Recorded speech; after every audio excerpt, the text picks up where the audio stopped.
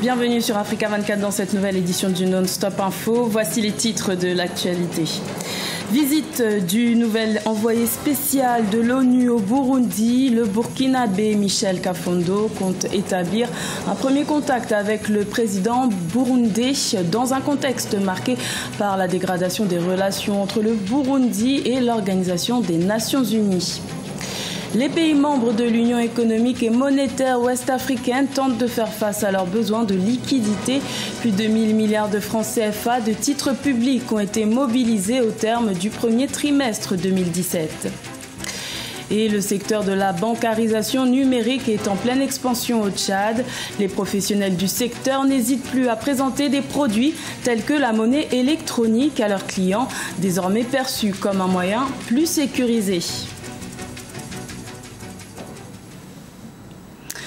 L'ancien président de la transition du Burkina Faso, Michel Kafondo, qui est l'envoyé spécial de l'ONU au Burundi depuis mai 2017, est arrivé le 27 juin à Bujumbura. Il devrait rencontrer le 29 juin le président burundais, Pierre Nkurunziza, pour un premier contact en tant qu'envoyé spécial de l'ONU. Une mission pour tenter de sortir le Burundi de la crise politique qu'il traverse depuis la réélection controversée en 2015 du président Pierre Nkurunziza pour un troisième mandat. L'opposant Léonard Nyangoma s'est exprimé sur la visite de Michel Kafondo au Burundi. Je vous propose de l'écouter. C'est une bonne nouvelle qui se rend à Bujumbura. Vous savez que le régime en place à Bujumbura avait dernièrement refusé à notre envoyé spécial du secrétaire général des Nations Unies. Ce n'était pas le premier. Je crois qu'il les a tous renvoyés. Et c'est pour cela que je ne suis pas très optimiste sur réellement la réussite de Michel Kafondo. Je ne doute pas de ses capacités, d'homme d'expérience, d'une grande sagesse. Mais il aura affaire à un régime des irréductibles, de la situation catastrophique dans laquelle ils ont plongé et même le pays. Ils ont peur d'être rattrapés par le peuple burundais, par la justice, et ils sont dans le statu quo, dans le jusqu'au-boutisme. Mais espérons qu'ils vont écouter les conseils sages de Michel Kafondo. Peut-être qu'un sursaut pourrait peut-être surgir à l'occasion de cette visite, sans vraiment s'attendre à beaucoup de choses. Également dans l'actualité au Kenya, la commission électorale a annoncé le 27 juin une hausse de 36% des inscrits dans le registre des électeurs par rapport à 2013, soit près de 5 millions d'électeurs en plus. Ce sont donc plus de 19 600 000 personnes qui seront appelées aux urnes pour les élections générales du 8 août 2017. Rappelons que les deux candidats de 2013, le président Uhuru Kenyatta et l'opposant Raila Odinga, seront une nouvelle fois opposés lors de ces scrutins. L'Union économique et monétaire ouest-africaine, qui regroupe 8 pays membres, a réussi à mobiliser plus de 1000 milliards de francs CFA de titres publics au premier trimestre 2017. Les 3 plus gros émetteurs de la zone ont été la Côte d'Ivoire, le Bénin et le Mali. Une émission importante pour faire face aux besoins de liquidité des États. Siamlo Victoria Sedji.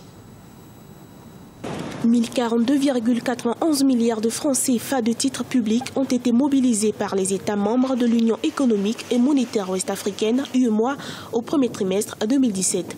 C'est un volume en hausse par rapport à mars 2017 où il s'élevait à 990 milliards de francs CFA. Sur le marché financier de cette zone, cette forte activité financière est le résultat de réformes entreprises depuis quelques années par les autorités de l'Union, selon des analystes.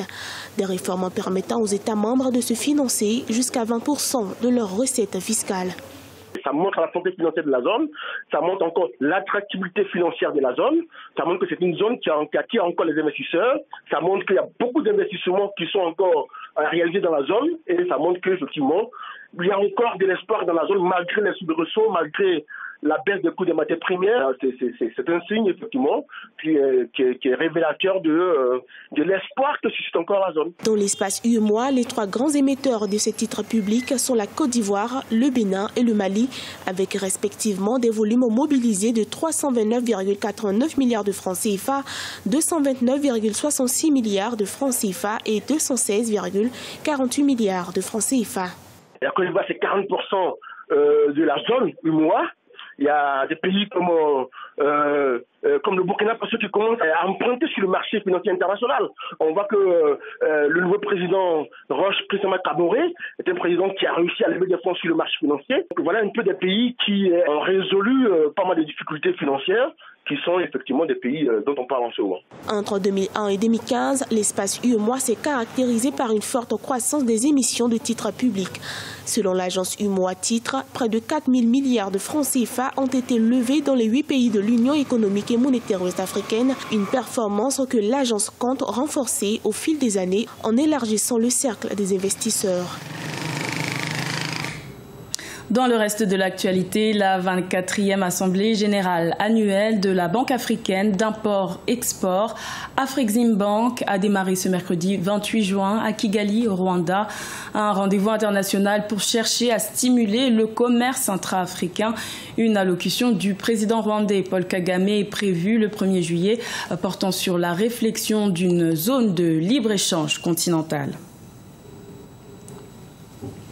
Au Tchad, le secteur de la bancarisation numérique est en plein essor malgré le marasme économique que traverse le pays. Avec un taux de bancarisation estimé à 5%, les acteurs du secteur entrevoient une large marge de progression grâce à l'innovation technologique. Plus de détails dans ce reportage de notre correspondant Mahamat Ramadan, commenté par Ibrahima Djoumaba. Avec près de 900 000 abonnés et plus de 12 milliards de francs CFA de transactions faites en ligne ces 2 dernières années, le secteur de la monnaie numérique se porte plutôt bien au Tchad.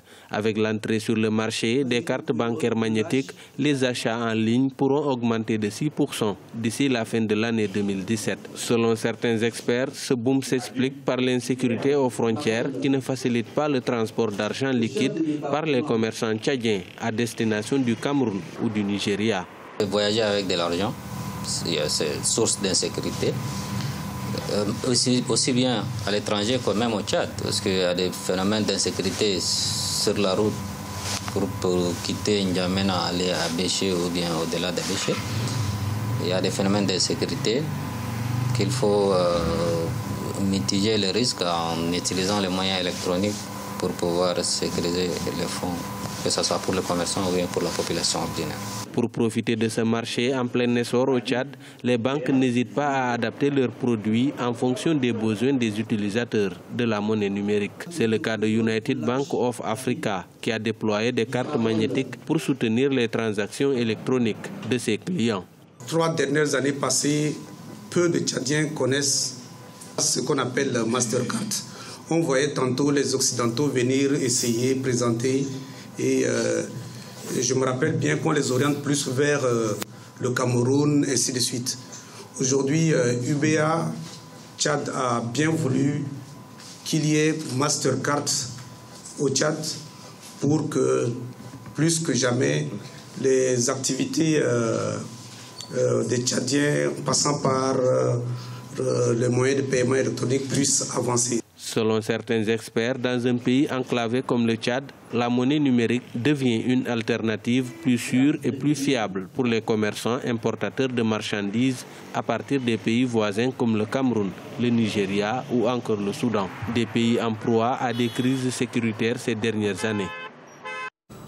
Ce journal a été réalisé par l'ensemble de la rédaction. Merci de votre fidélité. Retrouvez dans un instant une nouvelle édition de l'information sur Africa 24.